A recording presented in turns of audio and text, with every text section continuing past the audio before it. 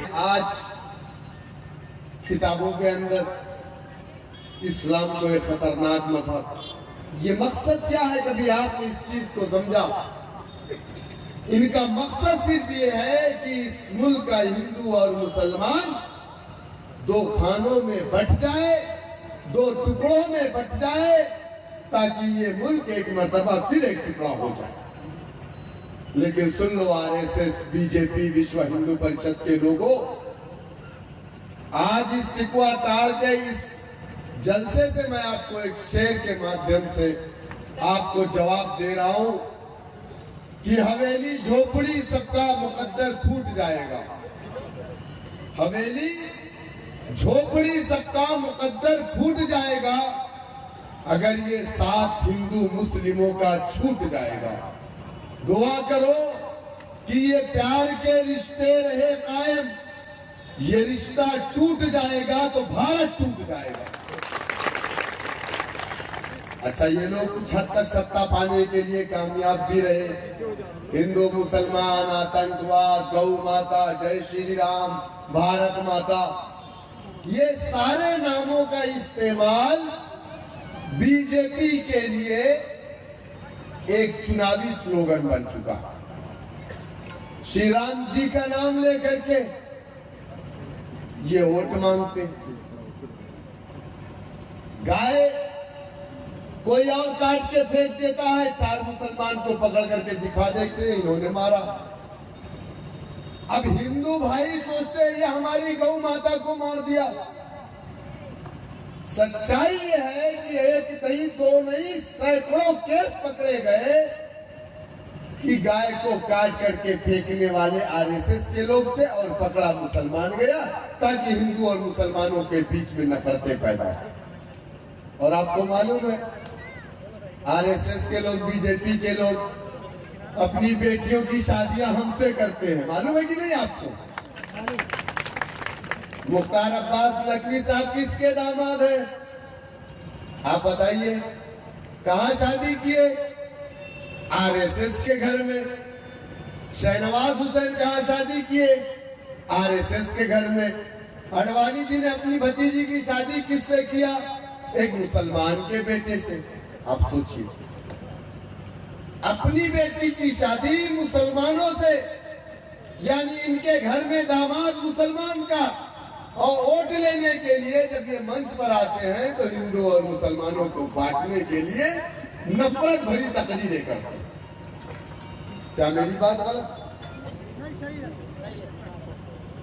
मुसलमानों, लेकिन मैं आपको जो बात करने वाला था, मैं थोड़ा सा टॉपिक से हट गया।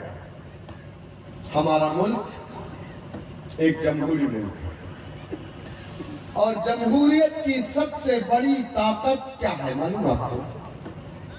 जमहूरियत की सबसे बड़ी ताकत आपका पैसा नहीं है।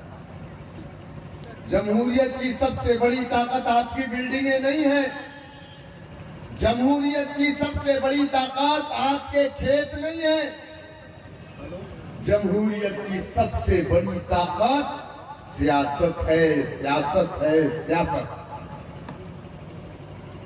सियासत ही एक ऐसी ताकत है कि रेलवे स्टेशन पर चाय चाय चाय बेचने वाला नरेंद्र मोदी रात को 8 बजे खड़ा होता है और कहता कि आज से 1500 नोट बंद, ये रद्दी कागज है। ये सियासत की ताकत। क्या मेरी बात गलत? सियासत ही वो ताकत है जो तय करती है कि राशन की दुकान पर शक्कर एक कार्ड पर कितना मिलेगी, मिट्टी का तेल कितना मिलेगा, चावल कितना मिलेगा, ये सियासतदान तय करते हैं। क्या मेरी बात गलत? सियासत ही ये तय करती है कि किस दिन कुशीनगर का बाजार खुला रहेगा, किस दिन कुशीनगर का बाजार बंद रहेगा। सियासत ही ये तय करती है कि लॉकडाउन कब लगेगा, कर्फ्यू कब लगेगा, 144 कब लगेगा। एक अलग बात है कि ऐलान करने वाला सियासी नौकर होता, लेकिन फैसला सियासतदान ही करता है। मुल्क आजाद हुआ 1947 में। पहला कन्वेंशन मुसलमानों का बुलाया गया, कहां? लखनऊ में। नवंबर के महीने में रिफायाम कलम में पहला कन्वेंशन मुस्लिम दानिश्वरों का बुलाया गया, जिसमें मौलाना अबुल कलाम आजाद भी थे। और कहा गया है मुसलमानों, वतन अजीज आजाद हो गया। इस मुल्क के अंदर दो सियासी पार्टियां, एक पार्टी का नाम कांग्रेस पार्टी है और दूसरी पार्टी का नाम मुस्लिम लीग है। चूंकि आजादी से थोड़ा पहले हमारा मुल्क दो हिस्सों में बटा, आजाद होने के बाद यानी पार्टीशन हुआ, एक पाकिस्तान बना। तो चूंकि मुसलमान शक की निगाह से देखा जा रहा था, हमारे बड़ों ने उस वक्त जो भी फैसला लिया वो मुझे लगता है कि वक्त और हालात को देख करके उन्होंने सही फैसले किए। कहा मुसलमानों, हमारे मुल्क के अंदर दो सियासी पार्टियां हैं, एक मुस्लिम लीग है, दूसरी कांग्रेस पार्टी। लेकिन मुसलमानों, मुस्लिम लीग तुम्हारी पार्टी नहीं है। हमने लब्बैक कहा मुस्लिम लीग के कायदीन तुम्हारे कायद नहीं है। हमने बड़ों की बातों पर लब्बैक कहा कांग्रेस पार्टी तुम्हारी पार्टी है, नेहरू तुम्हारे लीडर हैं, इंदिरा तुम्हारी कायद है, राजीव तुम्हारे नेता।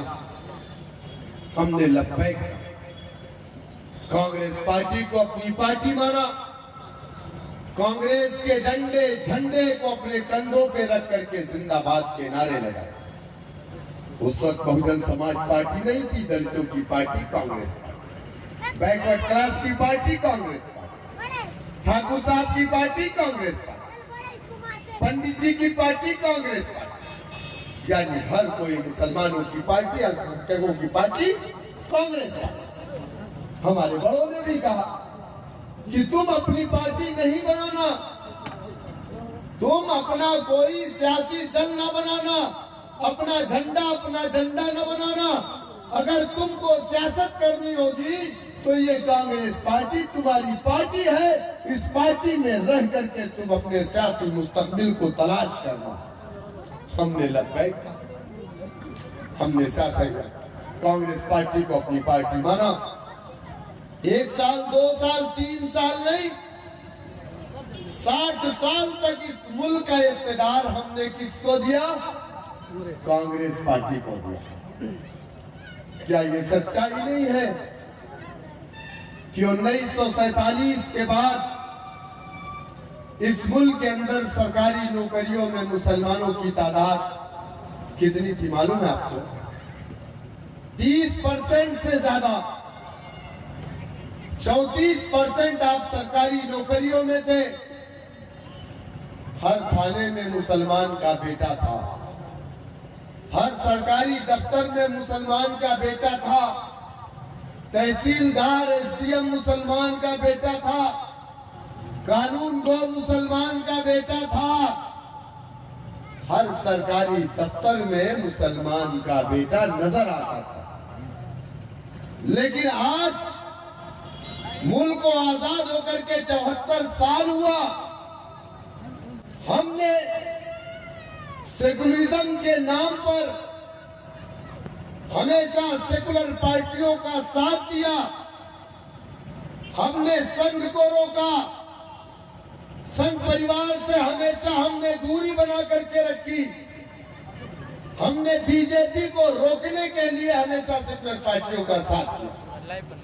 हमने कभी बीजेपी को वोट नहीं दिया। दिया क्या आपने बता? नहीं दिया ना। लेकिन इस मुल्क के अंदर अगर किसी का, किसी कौम का सबसे ज्यादा इस्तेमाल और इस्तेहसाल हुआ है तो यकीनन मैं ये कहूंगा कि वो कौम कलमा ला इलाहा इल्लल्लाह मुहम्मदुर रसूलुल्लाह पढ़ने वाली कौम।